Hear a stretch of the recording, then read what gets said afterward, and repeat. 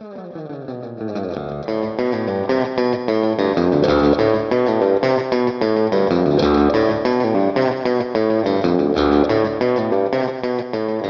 and welcome to Woman Inherits the Earth, a mother-daughter podcast about the representation of women in movies and television. I am Tess Adair, a writer and the author of the paranormal mystery series The Karanzan Chronicles and Beth's daughter. And I am Beth Von Baron, Tessa's mother and also a writer. In this podcast, we talk about movies and television that feature women as the leading characters or where the story focuses on women or women's issues. Our discussions will often touch on roles available to women, how men have dominated the film industry since its beginnings, and whether or not that is changing today. So today we are discussing Captain Marvel, another film in the Marvel Universe, made in 2019. Directed by Anna Boden and Ryan Fleck. Written by Anna Boden, Ryan Fleck, and Geneva Robertson Dworet, or Dworet, that's your story and screenplay. Running time 2 hours, 3 minutes. Starring Brie Larson, Samuel L. Jackson, Ben Mendelsohn, Djimon Hounsou, I may not be saying that right, Lashana Lynch, Annette Bening, Clark Gregg, and Jude Law. Also Goose, played by four cats, Reggie, Gonzo, Archie, and Rizzo. Not kidding. And also played by some CGI, for sure. And oh yeah, the last one is definitely CGI. So let's begin with a summary of the film. IMDb says, Carol Danvers becomes one of the universe's most powerful heroes when Earth is caught in the middle of a galactic war between two alien races. That sort of tells you what the movie is about. Yeah, that's a pretty bad summary. Somebody took the day off with that one. Yeah, so we start with the character that we know will become Carol Danvers, but she's called Veers initially. And when we are introduced to her, she is living on the Kree homeworld. And she doesn't really think that she is Kree, but she's essentially become a part of their society. She's working with their military. She's working closely with the character Jan Rog, played by Jude Law. And she seems more or less happy, but she doesn't know who she was prior to 6 years ago. 6 years ago, she lost her memory. So we get a couple of scenes of her with the Kree. We'll go into more detail in a bit, but then basically she goes on a mission with her crew, which includes Jude Law, Djimon Hounsou, and Gemma Chan. And for some reason, most of the Kree are blue, but Jude Law and Djimon Hounsou are not, and I don't know why. But anyway, they go on a mission that turns out to be an ambush. They think that they're going to retrieve a spy, but the spy turns out to be a member of the Skrull. And the Skrull can change their appearance. They can look like anyone or maybe anything that they want. They're shapeshifters. Yeah, so the shapeshifter, and that's a very important element in this. It keeps recurring. So yeah, it's a huge part of the plot. So the spy that they think they're going to rescue turns out to actually be a Skrull in disguise, and based on some dialogue from Jude Law, it sounds like they were trying to get Veers, aka Carol Danvers, to begin with. It was all to capture her, so they do capture her. She gets taken aboard their ship, and they start looking through, while she is unconscious, they start looking through her memories that she no longer has access to, but they show a life on Earth. And of course, she does end up escaping, and she gets off their ship and into a damaged escape pod, and then she crashes to Earth. And she actually literally crashes through the roof of a Blockbuster, which I believe at the time in the theater, everyone laughed at the reveal of the Blockbuster. It's 1989. It's actually 1995, I think. 1989 is when 95? Okay. Yeah, she disappeared in 89, but it's 6 years later, so it's 95. And it's a laugh line because, you know, Blockbuster has become this sort of meme for like a company that has been made completely obsolete by modern technology, although in reality Blockbuster was incredibly poorly managed, and I know that because I have two close friends who worked at Blockbuster, and they both complained about how badly managed it was from top to bottom.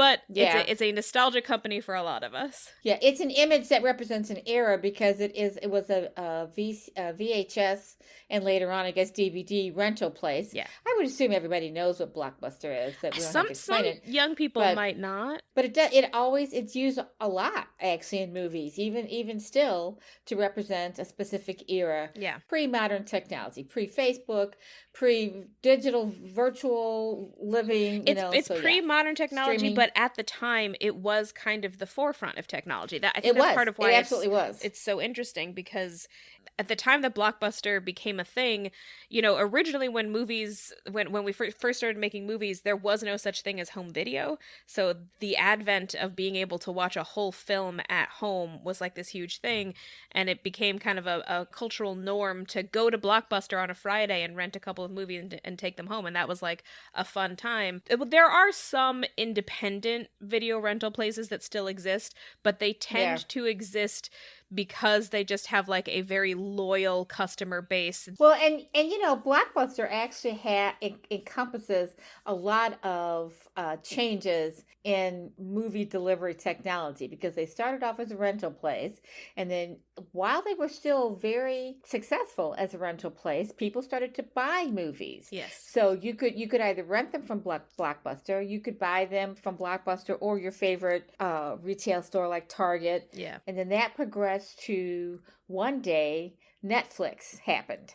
And Netflix started out actually as a VHS rental company by mail. And they did not charge you for the postage. Did they do VHS? I thought they started with DVDs. Maybe it was just DVDs, because they did not charge you for postage. So Netflix not only took the business away from Blockbuster, but they moved a lot of people into DVDs and into purchasing DVD machines, because you could get these from Netflix within a day or two.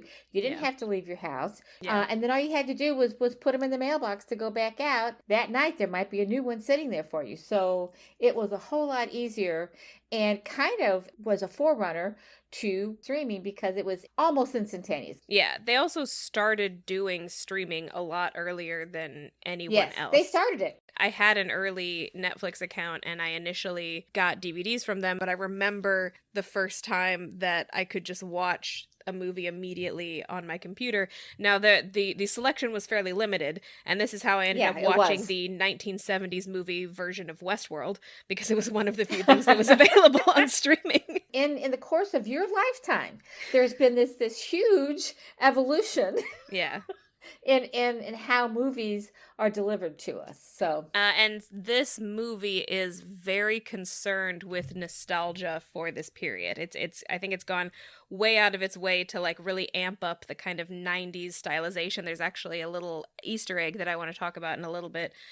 So she crashes through the roof of the Blockbuster, and I think it's in the middle of the night. She talks to a security guard, and he points her over to a Radio Shack. I think we skip a little bit of time, but at a certain point, Nick Fury shows up. Actually, at that point might be when we switch back to Jude Law as Jan Rog, explaining how the mission has gone wrong, because at that point he's out of contact with her. And then in the morning, Nick Fury shows up and talks to Carol, and she has rigged up a payphone to contact Jude Law. I guess I should just start calling him Jan Rog. She's rigged up a payphone to contact Jan Rog. And so she and Jan Rog are in contact and have agreed that, well, I think he tells her not to go after the Skrull because he thinks it's too dangerous. But really, there's a backstory, yeah. And she has a little a beacon basically that he's going to track to get her down. And she pretty much, even on the call with him, you can tell she's not going to obey him. She's going to go after the Skrull because she's a woman of action and she's not going to just frickin' sit there. And there's a contention between them in their first scene, the very first scene in the movie where they're fighting, and she wakes him up in the middle of the night because she can't sleep, and then they have a fight. It's a training fight. But you can see that they are not on the same wavelength. Yeah. And there's a contentiousness between them. And he keeps trying to put her in her place by telling her she's too emotional. Yeah. And we'll come back to that theme later on, but yeah. So just to kind of briefly summarize, a Skrull does show up in this scene, and she ends up on a big old chase with him. and ends up chasing him onto a train. And on the train, this is the Easter egg that I wanted to talk about. So I don't know if this happened in your viewing. I was watching this on Disney Plus, and the whole movie opened with a big tribute to Stan Lee, because I guess he had just died. It was ridiculous. Obviously, I have mixed feelings about it, because, you know, I'm not a big fan of Stan Lee. I'm aware of the history where he basically stole credit from Jack Kirby. However, I did kind of like this Easter egg, specifically because it's a Kevin Smith Easter egg. Is it? She walks past Stan Lee on the train when she's looking for him. So the scroll can turn into anyone, so she's looking to figure out who it is instead of attacking, and she passes Stan Lee, and they share like a look. When she first passes him, he has a script up in front of his face, and I actually rewound it to be sure that I knew what was happening. The script is Mallrats, which is a Kevin Smith movie that Stan Lee is in, and he's actually practicing his lines for the movie. I recognize the lines that he's saying. He's got like a little speech in Mallrats. So he's the fiction of this movie is he's on this train practicing for his role in Mallrats. And we should say that the Earth part of this is in this part anyway is set in Los Angeles. Yes. I believe this means that this is the one Stan Lee cameo where he is truly playing himself, because he's playing himself practicing these lines for this other movie. So anyway, but then she does find the Skrull, and they have a big old fight, and meanwhile, Nick Fury is in a car chasing the chase scene, and who we think is Agent Coulson reveals himself to actually be another Skrull disguised as Agent Coulson. Fury crashes the car, and I'm probably gonna miss some of the details here, but eventually Fury and Veers, as we are calling her, end up teaming up and decide to try to track down what the Skrull are after. The Skrull were particularly interested in Veers's memories of this one woman. We don't know her name yet. It turns out Dr. Lawson. It was Dr. Lawson. Yeah, She can't consciously remember her. However, there's this weird quirk to the Kree civilization, which is that the Kree civilization is controlled by an AI known as the Supreme Intelligence, and when a Kree goes to talk to the Supreme Intelligence shows up as the person they most admire. And for Veers, that is this Dr. Lawson. Even though she has no conscious memory of her, she always sees her when she goes to see the Supreme Intelligence. And it turns out that is who the Skrull are looking for. They are looking for the original Dr. Lawson. Now, having explained all of this, I'm just going to point out that one of my problems with this movie is that it's kind of convoluted. First of all, at this point, we still think that the Kree are the good guys and the Skrull are the bad guys. Yeah. And so that was one point I wanted to throw in there, because it's going to come, that's going to flip. And what you're saying about convoluted, here's my comment on that. When I sat down to watch this last night, I went into it with the memory that the first time I saw it, I did not understand what was happening. Yeah. I couldn't figure out the back and forth with the memory and the whatever. This time, I don't know if I was just tired the first time. This time, it made a lot more sense to me. So it is a convoluted movie, and I can see where you would have a problem with that. But in the end, I thought it was well done. The way the mystery was built, how it built. How it was revealed in stages, and the flip in the movie from having this one whole perspective to having a completely different perspective by the end of the movie. I liked that, and I didn't find it as convoluted. And I don't know if that's because I was paying better attention this time.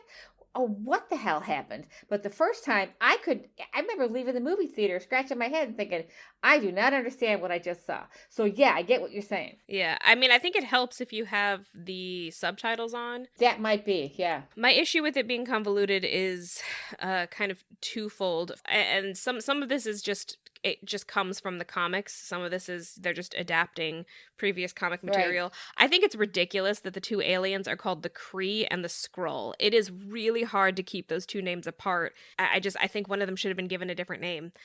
Like, not only is it a very similar sound, but they're both only one syllable long.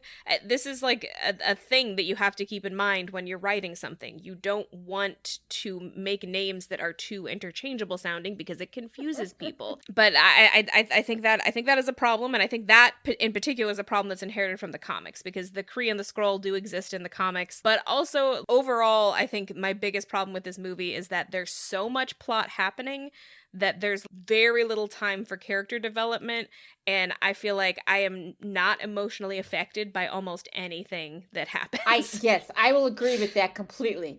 And it's interesting because the stuff that's happening in here, especially the feminist kind of thing, and that's what we're here to talk about, is fascinating to me as someone who lived through this era as an adult, and I really like that, and I wish there had been a little bit more character development. So you're right. Yes. You're absolutely right about that.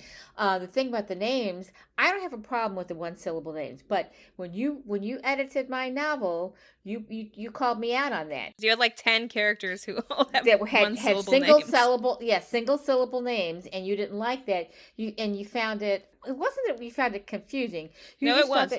Oh, was it? Okay. All right. Yeah. I don't find it confusing. I think Kree and Skrull make perfect sense to me. They both have a K sound in them. KR. Yes, that's true. But there's an S. Anyway, it just did not bother me. And they came from the comic book, right? That's who they're called in the comic book. Okay. Yeah. So they were reading it and we're hearing it. So that's a very different experience. But once Carol teams up with Nick Fury, and we'll talk about this again in a minute, but this is an origin movie, so this is our introduction to Captain Marvel. It's our introduction theoretically to Nick Fury, as well as to Clark Gregg's character. What's his name? Agent Coulson. Agent Coulson. How could I forget his name? So, and these are all not as much Captain Marvel, but Nick Fury and Agent Coulson are dominant characters in almost the entire Marvel universe. And even though they've appeared in other movies, this is the first time in the arc of these stories that we're seeing them. At least we're seeing their origin. This is how this is the beginning of S.H.I.E.L.D. This is the beginning of their relationship. In fact, he calls Coulson Rook. Chronologically, yeah, and he calls him Rook for rookie, because Clark is Coulson has just joined the team on Earth. I've jumped a little bit here, but we'll talk about that again. They go to where Annette Bening's character, where Dr. Lawson's experiments took place, and there's a kind of a big action scene where you're not sure who to trust, but Carol and Nick Fury end up teaming up again, but they find out that Dr. Lawson is dead, and so they need to basically find a different person to figure out what happened to her research. And I think also during this time that this is when they find out that what she was trying to do was build an engine that can go faster than light. When they find out that she's dead, they basically decide they need to go to somebody else to figure out what their next steps are, and that's how they end up going to Maria Rambeau's house, because Maria Rambeau is basically the other person who was involved in what Carol and Dr. Lawson were involved in, where they were test flying this plane that could, in theory, go faster than light. So they go to Maria Rambeau's house, and that's where they befriend the Skrull. Okay, so that's when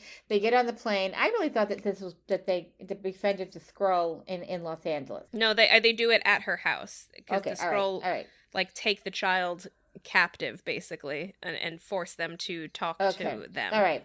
So when they leave Los Angeles and go to Louisiana, Carol's going to fly them in this plane that they are going to, that they steal from. Okay, so now at this point, have we moved from Los Angeles to another location, because they drove into a mountain to find this base? Yeah, I'm not sure. I was not really keeping track of where they were at any point. Well, see, and I find that to be a very important thing in a movie is what's a location? Have we changed locale? I think it normally would be, but I don't think it matters that much in a lot of Marvel movies. I think you're right, because they're trying to pack so much in that a lot of the details get lost. So anyway, so they go into this mountain, and that's where the whole setup is, the military setup there, and they steal a plane. So when they steal the plane, and she says, "Where am I going?" And he says, "Head east and take a ride in Indiana." Is it Indiana? I think to go down to Louisiana. Memphis. Maybe it's that's it. Take a ride at Memphis, and they go south to Louisiana. So that's how I remembered that they were in the South, which is an important visual thing throughout the rest of the movie, that they are in the South. The landscape has changed drastically. Every one of them is drinking iced tea all the time, sweet tea. And that's something I actually wrote in my notes. Every time a new scene comes up, somebody's drinking a tall glass of sweet tea. They're definitely trying to establish that they're in the South here. So anyway, so then they go to Louisiana, and they go to Maria Rambeau's house, and she has a daughter, and she recognizes Carol right away. Carol doesn't recognize her, and I'm switching to the name Carol because her original name is Carol Danvers. She is from Earth, and you said earlier that she wasn't sure she was a Cree. No, she knew she wasn't a Cree, but she was taking part in their absorbed into their culture. I didn't get that from the story at all, but you could be right. There's a lot of detail in this movie, and I did not get that. She knows that she doesn't know who she is. So yeah, if she doesn't were remember Cree, her. She doesn't remember her early life, but I don't think she ever says, "I don't think I'm Cree." That's all I'm saying. I did not get that from it. They don't say it specifically, but like if she were a Cree, someone would know who she was, and they don't. That's a good point. And actually, listeners, the reason this is complicated for us is because, as Tess said, this movie has a convoluted plot. So trying to figure things out is an ongoing issue in the film, and that may be why when I saw it the first time I gave up, and that's why I some of the stuff I didn't understand. Seeing it second time made it a little bit easier. So anyway, so they go to Maria Rambeau's house. Now at this point, we don't know what she's doing with her life. We know her history with Carol because she tells it. They talk about it. They uncover it. But she lives on a farm out in the country. She's apparently no longer a military fighter pilot, and she's still very good at it, as we will see. She's living there with her daughter, and as when they come back, just being in that environment with both Maria and her daughter helps Carol's memories to start to come back. And then they also have a moment where the Skrull have followed them, and they pretend, and I say pretend deliberately, to kidnap her child, or to take her hostage. You're right, that's a better word. To get them to do what they want, but they're not really bad people. And this is the flip. This is where the whole story flips, because the Skrull tell Carol and Nick Fury their side of the story. All we've heard up until this point is the Kree side of the story. These people are the species, Skrull, are terrorists to them. And turns out that they're really not. They are refugees, most of them. They are the victim of terrorism. They are the victim of the Kree who have, I guess, and I don't know if they've enslaved them. Because there is a line where they talk about it, and it's not totally clear, but I think Talos, the main Skrull, says that they conquered their home planet, but the Skrull rebelled and ended up, they had to flee because the refugees, Kree, Yeah. And the funny thing about this scene is he tells her this, and he is very believable. She believes him. She has, and I'm sitting here watching this and thinking she has no reason to believe him, but she has no reason not to believe him. Yeah. Because everything that she has experienced on Kree has kind of been at a disconnect for her. Nothing really has felt real or right, and that's probably where you got that she doesn't think she's Kree. So when he's telling her this story and he says, "We are refugees, we are not terrorists," she buys it, and she's right too. He's very believable. It's Ben Mendelsohn in this character. He is one of my favorite character actors. He's good. He's very good. I first saw him in a TV show that was on for 2 seasons, and he played kind of a really bad, semi-evil guy.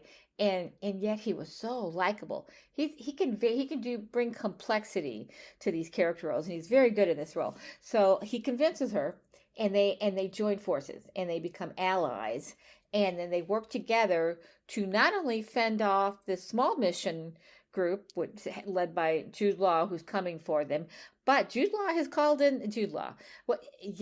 Rog. has called in the cavalry. He sent a call out to the home planet and said, "Bring all the troops. But we need an invasion force here." There are a couple of different conversations though, and this is another thing that I'm a little bit confused about what Jan Rog's motivation is, because the person that he calls is Ronan, and I should just say Ronan is played by Lee Pace. Both Lee Pace and Jimon Hansu are playing characters that have previously shown up in Guardians of the Galaxy. You don't necessarily need to know that, but it is a part of the whole interconnected thing. Yeah. So Jan Rog is calling in Ronan, and Ronan's initial reaction is, "Oh, we'll just destroy the whole planet."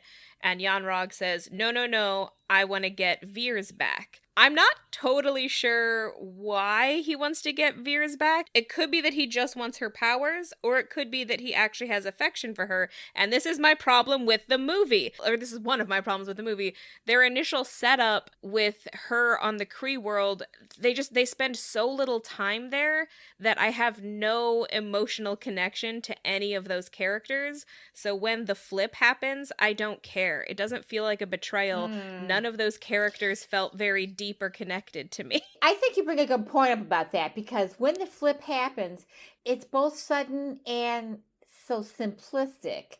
And there is a kind of a lack of emotional charge in that moment. You would think it's something, if you're coming to a realization that the people you have thought were the terrorists, were the bad guys, were the enemy, or not, that you'd have some kind of an emotional reaction. But that's on what is her, Brie Larson? Brie Larson, yeah. Larson, yeah.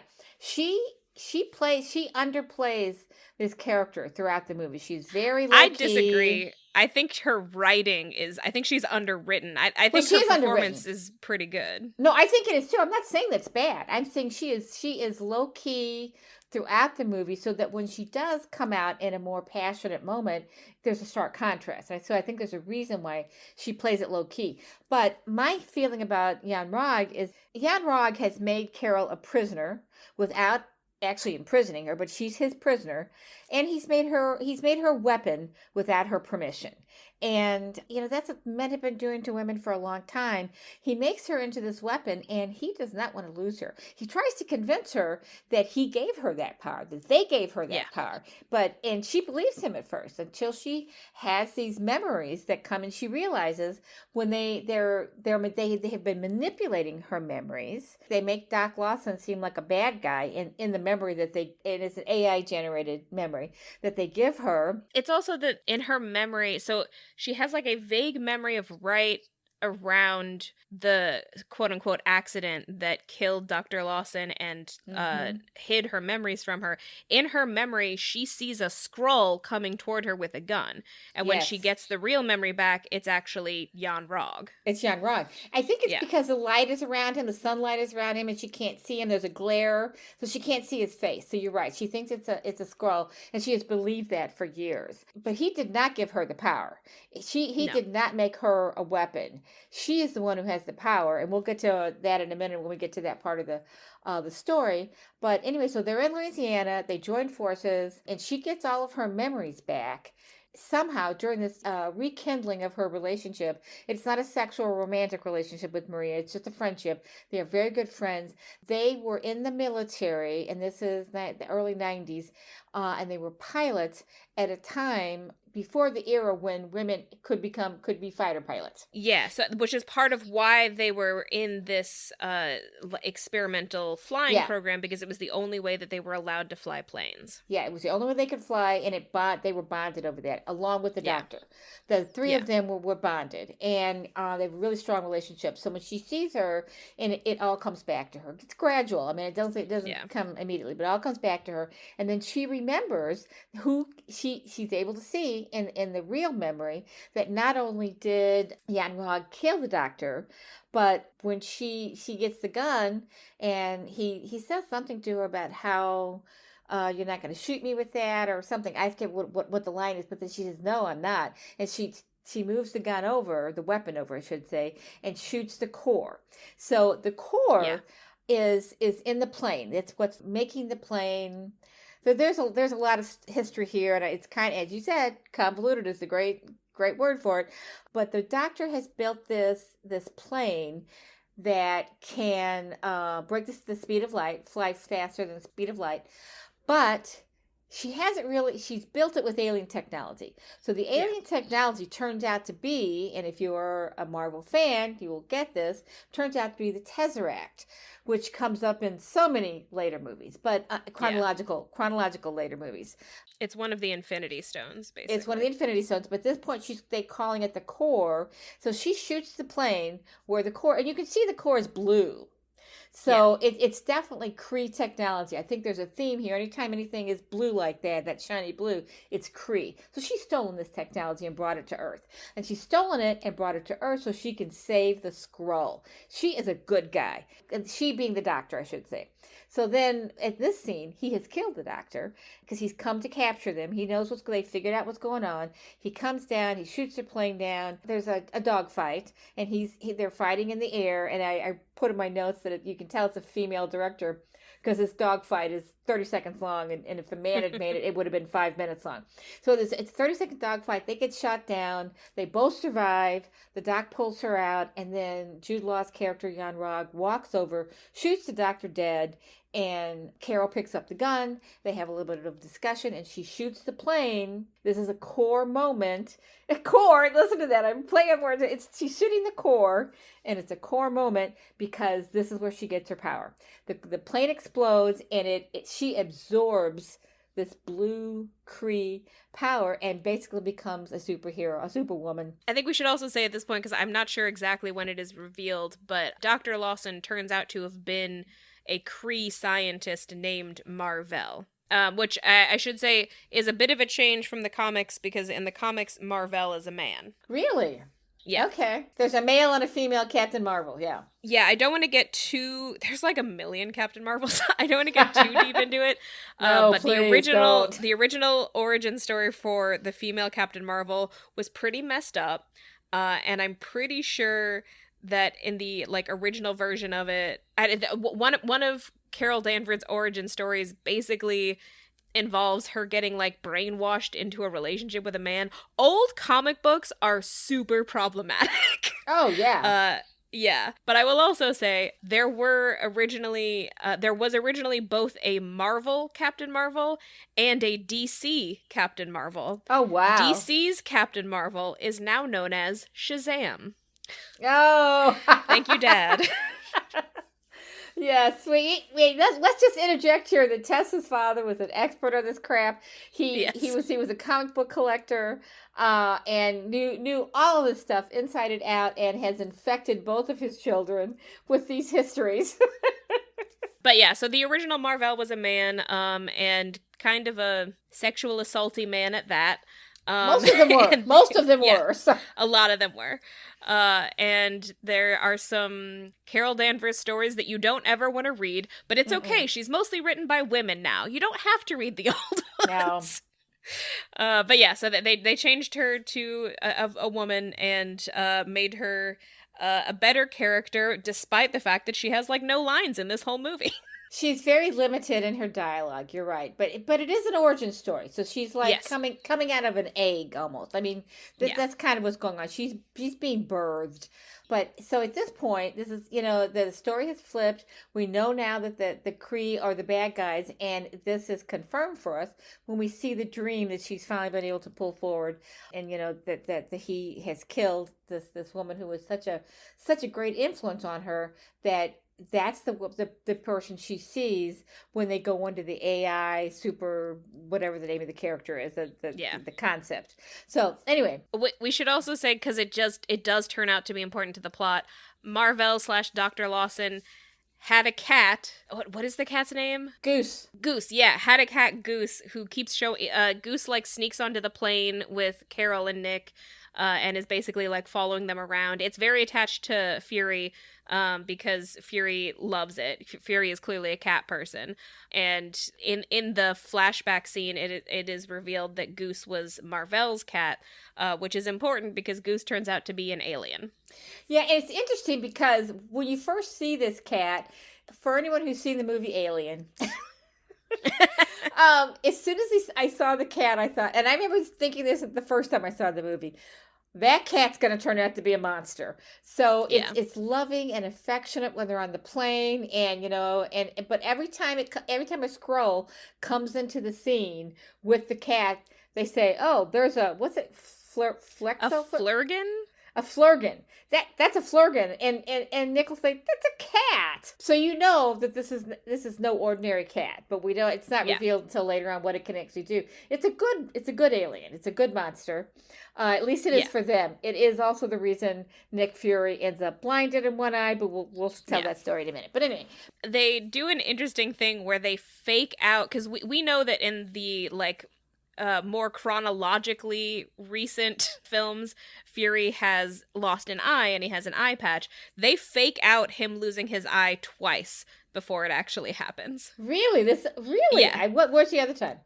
I don't remember exactly where they are, but there are two different fight scenes where he gets hit in the eye. Actually, I think the first scene is in the car. In the car, he gets like a big scar across his eye, and then later on, somebody else also hits him right across the eye, and neither of those are when he loses his eye. It's later on when the freaking cat/flurgan scratches him. Because of the bacteria. This cat also just scratches him, but it's got such bad bacteria that it's toxic. It's a toxic bacteria. It's an alien. So it's an alien toxic bacteria that basically dissolves his eye. So, and there's actually a lot of comedy in this movie, and I appreciate those moments. They mostly center around Nick Fury. And thank you, universe, for giving us Samuel L. Jackson. I can't thank the universe enough for him, because he is such a brilliant actor. He's got great comedic timing. He's also very pathos is easy for him. If you've seen him in his serious roles, he's very emotional, and he brings that across. But he can be sardonic and sarcastic and just a hellish asshole, and he can do it all. And he just a blessing to have him in the world with us. I really, really appreciate his talent. But anyway, so back to the story. Basically after that it's just a fight. Yeah, they do find Marvel/Dr. Lawson's hidden lab, which is not on Earth. It's like in orbit around Earth, and it's like invisible. But they get there and they find a bunch of Skrull refugees, including Talos's family. Yeah. So this is where it is finally very clear that Marvel was trying to help the Skrull. She had realized that her kind are waging an unjust war, so she's trying to save the Skrull. And then, of course, the Kree, led by Jan Rog, show up on the ship, and then there's a big, long fight. Yeah. And I think somewhere along here, Carol gets all of her memories back, and also, finally, at some point in the fight with Jan Rog, when she's fighting with Jan Rog, he again tries to tell her that, he's really her friend, and he's the one who really knows how to make her better, and that she needs to not be so emotional. Oh, and he calls her Veers, and she says, "My name is Carol." And it's during that fight that she realizes that this little thing that she's had on the back of her neck that I guess the Kree put there has actually been inhibiting her powers this whole time. So she destroys it. He tries to tell her early on that that's what's giving her the power. Yes. But it's actually what's inhibiting it. You're right. So she destroys it, and then she's already been pretty powerful. She was already able to shoot energy out of her fists, but when she destroys that, she's basically indestructible. I mean, they say, I think in the description of the movie on Disney, they say that Captain Marvel is the most powerful Avenger. And at this point, that's pretty clear. During the fight, she gets exposed to the vacuum of space and is completely unaffected by it. And also can fly through space and basically destroys all of Lee Pace's space army and all of his missiles. Within minutes. I mean, it makes maybe a minute for her to do it. Yeah. And I think that when she gets the memories back, or she's got the memories back, and what happens is Jan Rod captures her and envelops her in some kind of electronic force field, and then they try to manipulate her memories, so that suddenly she's seeing Dr. Lawson as this person who has all along been planning to destroy the Skrull, and he's disappointed in her, and you can as this is happening, it's supposed to make her feel that she's wrong, that she's misinterpreted everything, that the flip was not the correct way to the correct perspective to have, but it does just the opposite on her. There's something that happens in her in that moment, because she's going back and forth. She's getting these implanted memories from the Kree, but she's also remembering her real life from when she was a child, when she was a competitive athlete, when she was a young woman, and when she was in the military on Yeah. Earth. All of these Earth memories where she overcame adversity and was able to be successful in what she was attempting, whether it was running, or when she was in the military she was trying to climb a rope and you see her falling. She doesn't sit there and cry. She's trying to do an obstacle track, or an obstacle, you know what I'm saying. So she's trying to do that and she falls. And it's the same memory they've shown several times for her. And in the early part of the movie, she sees it as a failure. But in this part, she realizes it was a success because she got up and did it again. She didn't give up. And all of these times when she felt defeated, she never gave up. There was always somebody telling her, and herself, she felt it herself, that's not how you succeed. You have to keep going. You have to work at it. You have to train. You have to become better. And she does. And so those memories are interspersed with the planted memories that Jan Rog is trying to get her to believe. So his efforts are a failure, and she not only breaks out of this little electronic prison he's put her in, but takes full control of her power by taking that thing off of her neck. Yeah. So it's a great scene, and I think Brie Larson is wonderful in this. I think she's great. I think all of the actors in this are really good. I do too. I think, in fact, I said in here, I think this may be one of the best casts ever in a Marvel film. It is a very good cast. So she does choose not to kill Jan Rog, and instead sends him in a little pod back to the Kree homeworld and tells him to warn them that she's coming to destroy the Supreme Intelligence, which is the AI that controls them all. And in the end, she decides to go with the Skrull to help them find a new homeworld. Yeah. I think part of the reason that's in there is to explain why we've never seen Carol Danvers before, because this is 1995.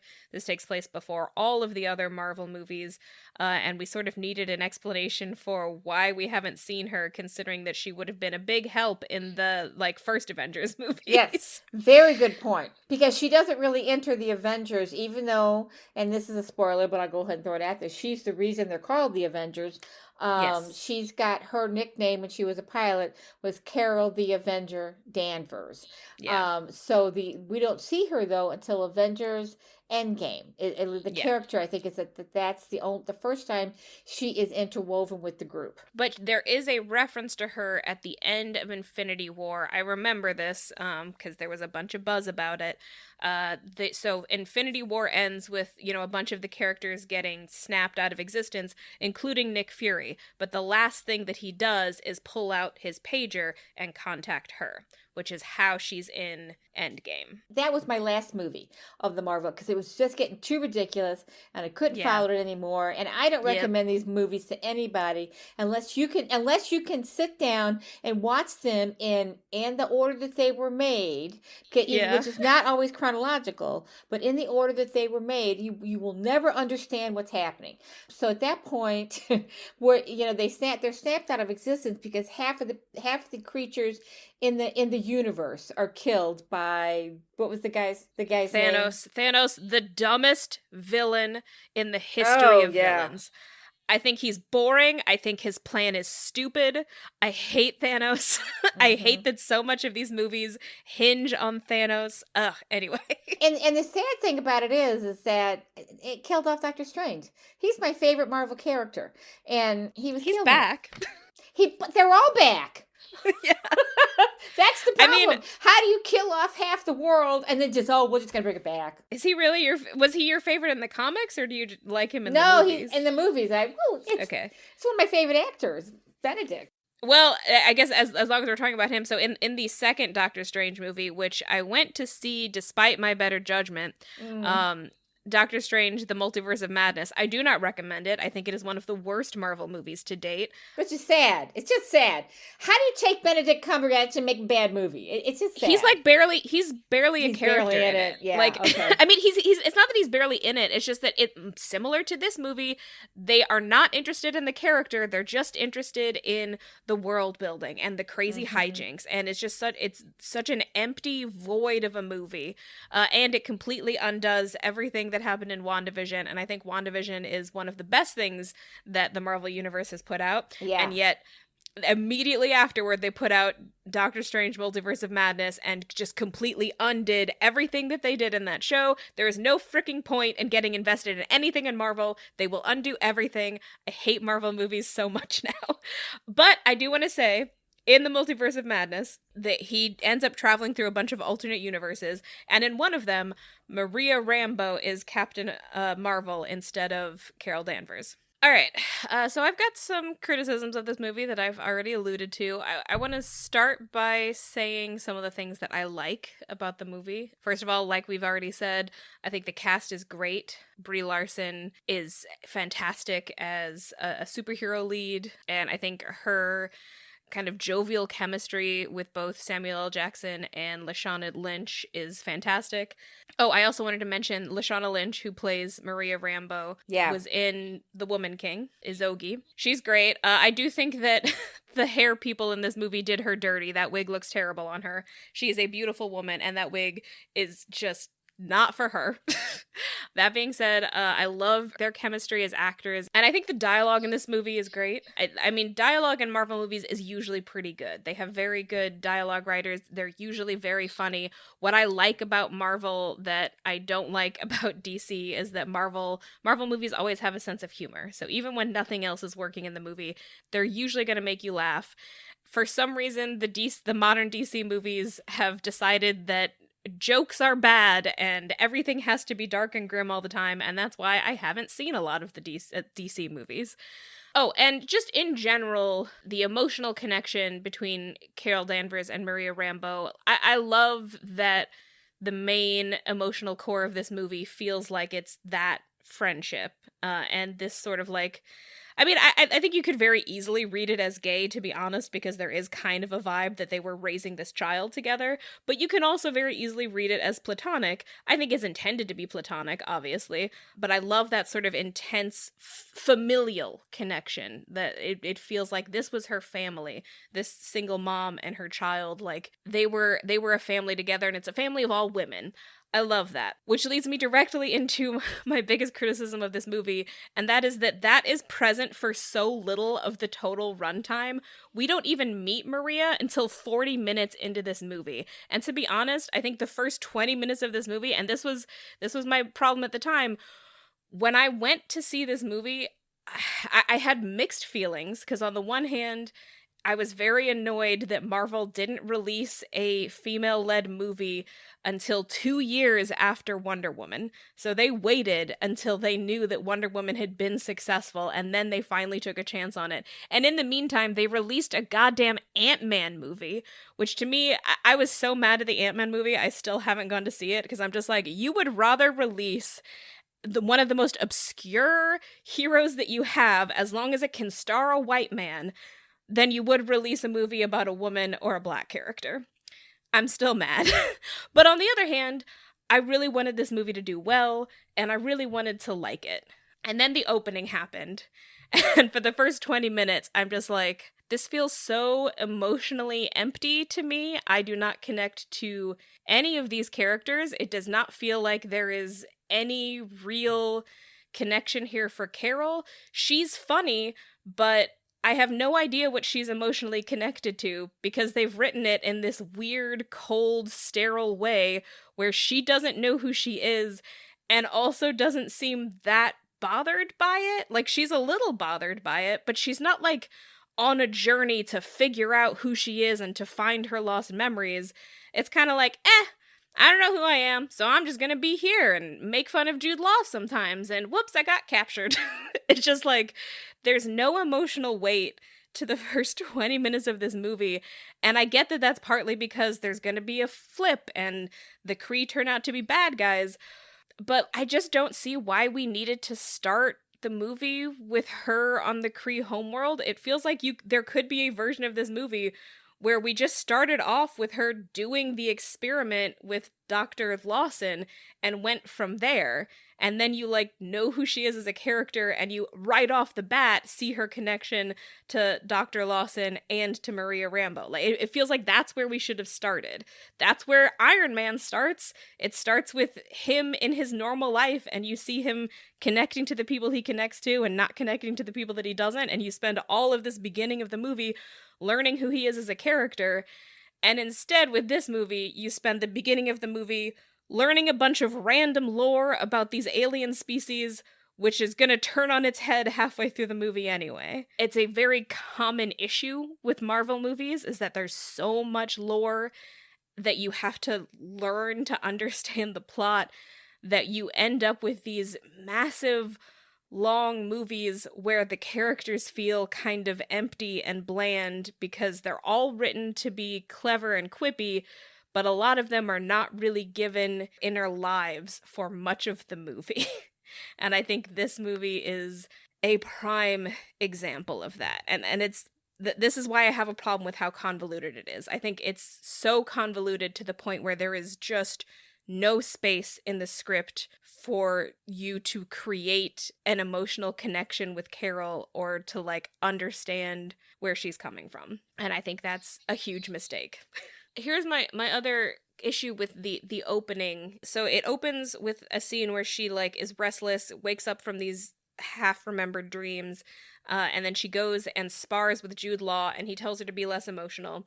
And then she goes and meets with the Supreme Intelligence, as played by Annette Bening, and basically has the exact same conversation with her, where again, the Supreme Intelligence tells her to be less emotional. First of all, the two scenes are the same, and it's very clear to me that the reason they're in there is not to tell you anything about Carol, but to set up the world building. We have to introduce Jan Rog as a character, and we have to introduce the concept of the Supreme Intelligence so that you understand how the Kree homeworld works.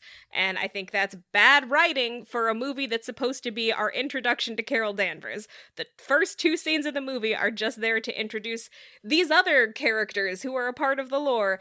And second, I do not understand why they keep telling her to be less emotional, both because she's not overly emotional, and also because at no point is it even really implied that her just getting emotional will unlock her memories. I have to assume that that's the reason that they're doing it, but like that's not clear at all. Like if I just look at the text of the movie, I'm like, I don't know why he kept telling her to be less emotional. I don't know what he thought he would lose from her feeling emotions while she fought. And also the moment where he tells her that she's letting the emotions get the best of her, that's not what's happening. They're sparring and he's like about to defeat her, so she uses the power that she has to push him back. But she's not angry. She's just like using this power that she has to win. So him being like, you've got to get control of your emotions, that's not what was happening. So it just doesn't work for me. And it also feels a little bit like they wanted to insert a feminist storyline, and they know that women are often told to control their emotions, so they've just sort of shoved that in here. I think it would have worked a lot better. Like they have those montages of her memories of like all of the times that she experienced sexism while she was growing up. I kind of wish we had just gotten more of that and not had all of this Kree stuff, because part of the reason why it doesn't work is the Kree are aliens, and so like trying to use them as a stand-in for like standard human sexism just doesn't really work, especially when the first time we see the Supreme Intelligence, she's played by Annette Bening. So sure, it may be that the Supreme Intelligence is genderless, I think is what we're supposed to take from it, but the first time we see the supreme leader of all of the Kree, it's a woman. So I don't immediately think that this is like a super sexist society. So why would they be saying this sexist stuff to her? It just doesn't work. I guess my final like thought is I just don't know why they didn't tell this story in a more straightforward way. I wish we had just started with Carol and Maria in the Air Force and going to join Dr. Lawson in her experiments, and just started there, just started the story where it chronologically started. I honestly, I would kind of lose the whole plot line where she spends 6 years on the Kree homeworld, maybe sometime on the Kree homeworld, but I don't know why it needs to be 6 whole years. That's kind of wild, and especially because it feels like for 6 years she knew Jan Rog and they never got any closer than that. It's not very believable to me that she actually did live there for 6 years, because she turns on them so easily and doesn't feel like she's actually emotionally connected to them at all. And 6 years is a long time to spend someplace without really connecting. So if I were going to rewrite this movie, I would rewrite it with an eye toward actually developing Carol's character and her relationships with the people who matter to her, so that there's actual emotional impact. I think if you don't care about caring about a story, then the movie as is fine. But my biggest problem with it is I only really like these characters because the actors portraying them are charismatic and their lines are funny, but there's no other emotional connection there at all. I absolutely agree. In fact, I would add to that the best part of this movie, sadly, is the flashbacks. Yeah. Of their relationship Exactly. and the way they worked together when they were in the military. I remember finishing this and thinking, give me more of that. If I had had more of their relationship, and not just their relationship, their experience in the military as two women breaking ground and breaking rules and becoming fighter pilots, man, that would have been a great movie. Yeah. Yeah. A Top Gun for women. People love the Top Gun movies, but you don't see those kind of movies with women in them. Yeah. So I would have liked that more. Yeah. So I feel like the elements of a good movie are here, but I feel like the whole is less than the sum of its parts. A big part of my issue with how much time we spend with her hanging out with the Kree people is that the film makes no actual attempt to get you to care about the Kree. If you're going to have your whole movie hinge around this surprise reveal that the Kree are evil, actually, that has no impact if I don't care about them to begin with. It's like good point. It's a twist for twist's sake. And this kind of relates to my issue with the Kree and the Skrulls' names being so similar. It's also that the Kree and the Skrull as alien species are not that different from each other, except that, like, the Skrull can shapeshift. But functionally, they're just both alien species that we don't really know anything about. Maybe by the end you care about Talos, but the Kree and the Skrull never really feel like very much more than plot devices, and yet we spend so much time explaining them, and it leads to an empty experience. They're kind of the MacGuffin. Yeah. I mean, the whole story revolves around their conflict. Yeah. And how it impacts the Earthlings, but it's just not even important. It's not important in the sense that we don't care about it. We don't care about them. Once we find out, I think that the Skrull are the good guys and they're not terrorists and they are refugees. We care about them, especially when we see the family on the base that's out in outer space. Yeah, we do care about them. And Ben Mendelsohn is a really good actor. I think we would care about them more if we got rid of the whole surprise reveal thing. In my version of the story, where we actually watch Carol be in the military, watch her friendship with Maria Rambeau, watch her meet Dr. Lawson. The surprise reveal then is just the reveal that Dr. Lawson is actually an alien. And I feel like if you do it that way, it actually feels much more impactful naturally, because we've come to know this character and know that she's this mentor for our main character, and then surprise, she's not even human, and so we actually get to feel Carol's reaction to this discovery that not only are aliens real, but one of her closest friends / her mentor is an alien, and also is a member of this species that has been doing all of these evil things and is now spending her life trying to correct those mistakes. I just feel like the decision to make this a sort of like mystery spy drama thing just doesn't work, because there's so much that you have to explain, and it keeps you at an arm's distance from all of the characters. Yeah, it's a difficult structure, and it explains a lot about why the first time I saw it, I walked out of the theater scratching my head. I'm Mm-hmm. not really sure what happened there. I did understand it better this time, but I couldn't tell you why. I guess it Yeah. was just seeing it a second time. But so did you have anything else? Well, right now, what it's making me think of is that I feel like a lot of the current Star Wars movies suffer from a similar problem. I was just listening to Oh, a podcast where they were talking about Rogue One, and I feel like that's 100% the problem with Rogue One. Rogue One is going out of its way to explain all of this lore stuff, and then it just like never bothers to really develop its main character, Jyn Erso. Interestingly, also a female character, also kind of heralded as like the first Star Wars movie where a woman got top billing because Daisy Ridley, for whatever reason, didn't get top billing in the sequels. So, and they're both owned by Disney. So it's just an interesting parallel that I feel like Disney has done this with two different franchises that it now owns, where it's released these late in the game movies about women where the movie is so concerned with these like world building plot things that we just end up not really getting that much time with the main character, not really developing her, not really understanding what drives her. And mm-hmm. that's too bad. Yeah. Yeah, I think some of the things that I liked about the movie, I definitely think it's one of the best casts I've ever seen in a Marvel film. I loved all the actors.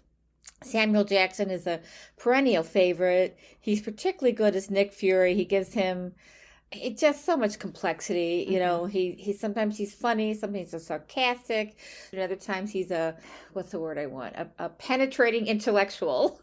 And other times he's just a sweet guy, you know, and he's emotional. And he just brings a depth to Nick Fury that keeps me coming back to the Marvel Universe. If he's in the movie, I will see it. So I also like the actor who plays Coulson, Clark Gregg. This is our introduction to his character, but he's been in quite a few, and it's probably not a spoiler to tell you that his character does get killed off in one of the movies, and it is one of the most heartbreaking scenes in a movie ever. Of course, they bring him back because it's Marvel. Mm-hmm. But I do think Ben Mendelsohn was good as Talos. I was disappointed in Jude Law. He is usually good in anything he does, and he's not good in this. And I don't know if that's his fault or if it's the writing, if it's the character. I'm gonna say it's the writing. Yeah, I don't think I feel like they weren't clear on what they wanted that character to be. I think he's a convoluted yeah, character, and yeah. I'm not sure there is an actor who could have saved that role.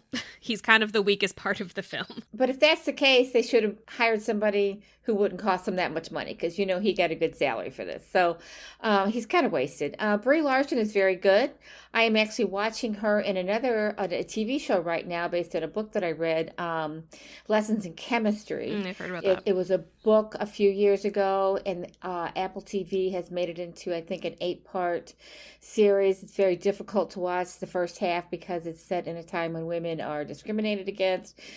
I mean, they don't make any bones about it. They, in one boardroom meeting, she's with a bunch of men who basically tell her she is not smart enough to do the job that she has been doing. So, and Brie Larson is a very understated actor. She pulls that off. She pulls this character off, and I really like her a lot. And of course, I love Annette Bening. She's one of my favorite actresses. She may also be a little wasted in this only because there's so little of her. So and Lashana Lynch. How could I forget her? She's Maria Rambeau, and she was in The Woman King, as we've already mentioned, I think. And man, what an actress! Yeah. She's just amazing.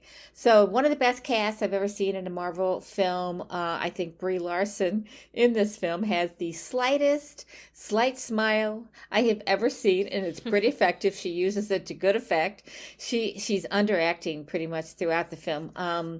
The music in this. One of the things I love about Marvel movies is their use of hard rock music, not pop music. A lot of movies use pop music, but you hardly ever see a consistent use of rock music in a film. It's usually a mixture or it's all pop.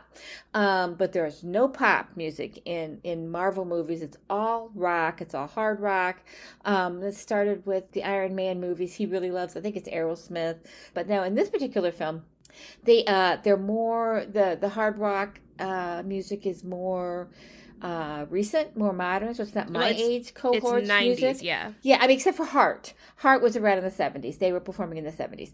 But the others are Garbage and REM, Nirvana. Those are all kind of 80s, 90s bands. Well, 90s, Nirvana. Yeah, I think they made a deliberate attempt to make the music era appropriate. I will say it's not 100% accurate because the song that plays during the beginning of the credits is Celebrity Skin by Hole, which is Courtney Love's band. It's a great song. I looked it up. It did come out in 1998, which is like 3 or 4 years after the movie's supposed to be set. After this is set, but yeah. It is the 90s, and they're very much going for like an overt 90s aesthetic. Yeah, they are. And so, as I said, it's not my era of rock, but I still appreciate it. I still appreciate hearing that sound in a movie because it just doesn't, it's not common. Yeah. And my other funny comment, and these are just a few offhanded comments, is that once they get to Louisiana, Nick Fury and everybody pretty much is drinking sweet tea nonstop. I mean, it's accurate. Louisiana is hot and humid, and you have to stay hydrated. And they do it in the South with sweet tea, so it's kind of funny. So that's basically my offhanded comments. But my takeaways, I just have a few of those. It's definitely a feminist film to me, and even though we don't really get what we want or need from it with the two women characters, Jan Rogue has made Carol a prisoner without imprisoning her, and a weapon without her permission. He has made her into a weapon and told her that she's not controlling that weapon, when in fact he's controlling it with the thing that they have on her neck. But this is what men have always done with women in history and in film, and they've used women for their own purposes, and Jan Rogue is definitely doing that with Carol here, and using her and manipulating her, and it's not fun to watch, especially once the reveal happens and you realize what he's been doing to her all along. Although you can see it, you get a feel for what he's doing early on, but it really, once you understand that the Kree are the bad guys, it's really infuriating. Yeah, although I feel like this is also one of my issues with the film, which is that it's not a bad theme to have, but it feels tacked on in a couple of ways.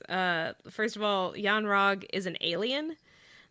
So I feel like if what the movie is going to be about is like sexism as it has actually affected human women, it should be coming from a human man, not an alien character. That's a good point. It just kind of lessens the impact. And I also feel like, I mean, this is just part of them not really spending enough time developing Carol's character. You get hints that she has dealt with real sexism in the montages, but it's just in the montages, and then it's just in Jan Rogue's character, but there's no through line where it feels like she's really fighting back against him. She, like, if anything, she seems to kind of like him. They have a jovial relationship. She does have her, like, big moment at the end where she reclaims her identity, but it doesn't feel like up until that point she has been struggling with her identity or struggling with claiming her power. No. It feels like she has no problem going off on her own and doing her own thing, which is fine, but it doesn't work that well if your theme is about her struggle to, like, claim her identity despite what men have done to her. It just, like, it's not a bad theme. It feels like maybe they wrote the whole script and then realized they didn't have a theme, so they put in this little, like, sexist stuff to be the theme. Well, and I think also the montages, the memories that she brings forward of her being in the military, and just her and Maria, and how they bonded over there being these two women pilots at a time, and we've said this before, at a time when there were no women pilots in the military, fighter pilots, and she, the two of them bond as a part of this experimental program. there's that part of it is kind of feminist in nature, and it's also a buddy movie. And I'll get into that again in a second. We don't get a lot of female buddy movies.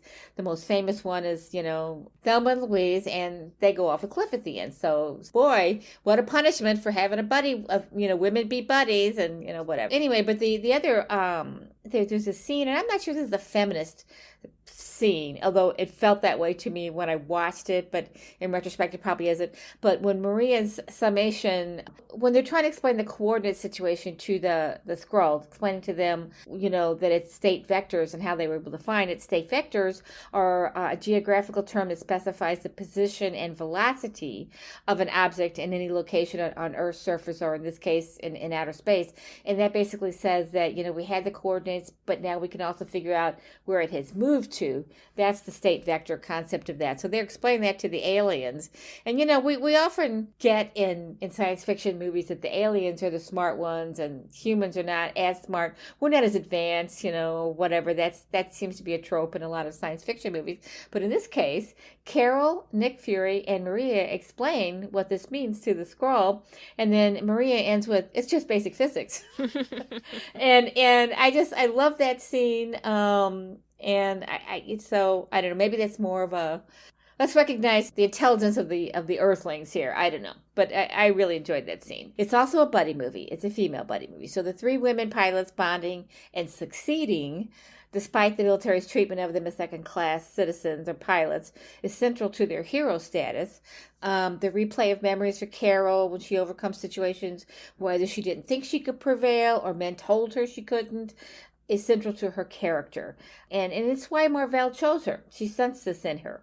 And Marvell is Annette Bening. I also love we didn't get enough of these, but the buddy moments between Carol and Maria, where the one where they're talking about they raced, I guess, was it cars they were racing, and Carol cheated. Mm-hmm.